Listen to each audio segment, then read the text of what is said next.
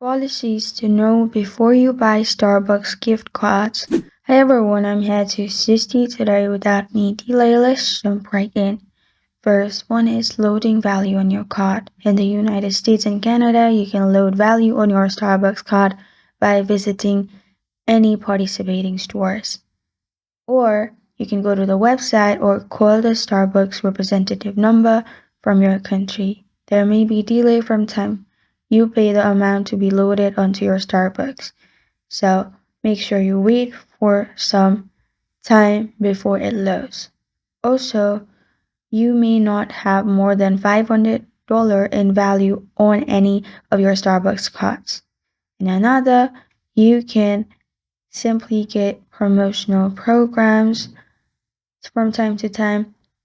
They sold discretion run promotional programs associated with the Starbucks card program. Such promotions are subject to these terms as well as additional terms as indicated in the connection with the promotions. So you might get a benefit as well. And fees and expiration of card balances, they do not charge any activation service, dormancy, or inactivity fees in connection with your Starbucks card. Your Starbucks card has no expiration date, nor does the value on your card ever expire.